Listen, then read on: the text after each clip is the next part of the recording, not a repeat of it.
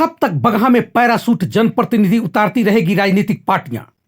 कब तक बगहा के उभरते नेताओं के पैर खींचते रहेंगे बगहा के ही नेता?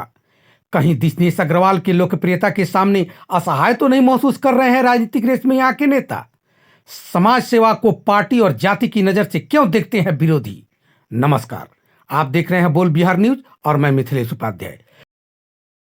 नंबर से विदेशी नंबरों से कोई अंगोला का है, कोई कंबोडिया का है, कोई यूएसए के नंबर से हमारे पास फ़ोन आते हैं। बीच में आए भी थे, मैंने उसको लाइटली लिया, लेकिन लगातार मैसेज आते हैं। अभी कुछ दिनों पहले दिल्ली में मैं था तो एक लड़की ने फ़ोन किया, मारने की जान की धमकी दी, और इसका मेरे पास इसका क्लिप भी है, मैं आपको भेज दूंगा। गुरुवार को बगहा एक स्थित मेरा स्वाभिमान ट्रस्ट के कॉन्फ्रेंस हॉल में ट्रस्ट के अध्यक्ष और भाजपा नेता दिनेश अग्रवाल द्वारा एक प्रेस कॉन्फ्रेंस की गई।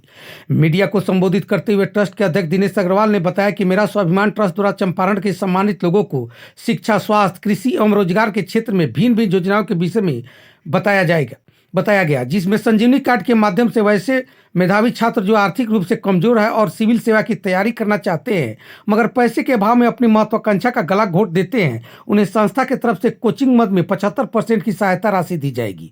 वहीं स्वास्थ्य के क्षेत्र में इसी संजीवनी कार्ड के आधार पर 1 से 18 वर्ष तक के बच्चों को 1 से 2 लाख तक की स्वास्थ्य सुरक्षा लाभ दिया जाएगा। साथ ही परिवार के मुखिया की आकस्मिक दुर्घटना पर 50,000 से 1.5 लाख तक की आर्थिक मदद व मृत्यु की परिस्थिति में 2 लाख तक की आर्थिक मदद की जाएगी। आगे उन्होंने कहा कि कृषि क्षेत्र में सीमांत किसान भारत सरकार के एपीओ योजना के तहत रजिस्टर्ड हैं। उनके फसल की बाढ़ या सुखाड़ से क्षतिग्रस्त होने पर लागत मूल्य के 80% तक सहायता का प्रावधान है। इतना ही नहीं, रोजगार के क्षेत्र में युवाओं को 2 सप्ताह का प्रशिक्षण देकर संस्था के द्वारा रोजगार भी मुहैया कराया जाएगा। साथ ही भारत सरकार के सभी जनहित योजनाओं का समाज के अंतिम छोर पर 100% पहुंचाने का भी प्रयास करता हूं। राज्यसभा सांसद, लोकसभा सांसद सहित विभागीय जनप्रतिनिधियों से बगहा सिकटा के रेल की समस्या से अवगत कराता रहता हूं।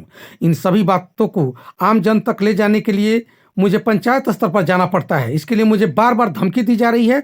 पंचायत स्तर पर सभा के दौरान मेरे और मेरे संस्था के लोगों पर कुछ असामाजिक शरारती तत्वों द्वारा गाली गलौज सहित हमला भी किया जा रहा है, जिसके लिए मैं जिला प्रशासन से सुरक्षा की गुहार लगा रहा हूँ।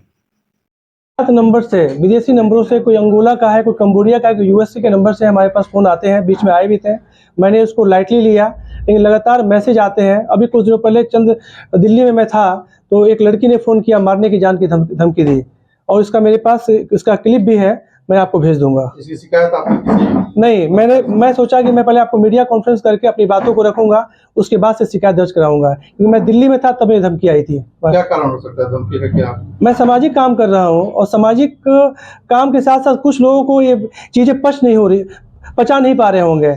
मुझे लगता है कि ये कारण हो सकता है। किस तरह की धमकी मिल रही है आपको? धमकी मिल रही है कि आप ये काम क्यों कर रहे हैं, आप किस विचारधारा से आते हैं, आप संस्था चलाते हैं और आप भाजपा का प्रचार कर रहे हैं। तो मैं भाजपा का कार्यकर्ता हूँ, मोदी जी की नीतियों का प्रचार करूंगा। बताया जा रहा है कि कल आपके मंच पर किसी ने बवाल किया था, उसकी शिकायत कल किया?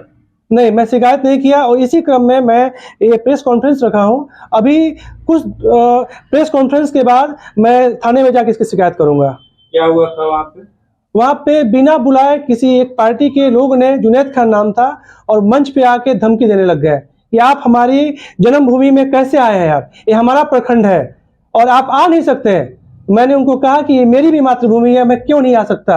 आपको जो भी ठकराहा और आपको जो भी बात करनी हो जाके प्रशासन से बात कीजिए, आप मीडिया से बात कीजिए, आपको समझ में आएगा। ये हमारी योजनाओं को गलत ठहरा रहा है। सामाजिक काम कर रहा है, आप क्या कर रहे हैं? मैं अभी आपको बताया कि जैसे स्वास्थ्य, शिक्षा, कृषि, रोजगार पे मैं काम कर रहा हूँ।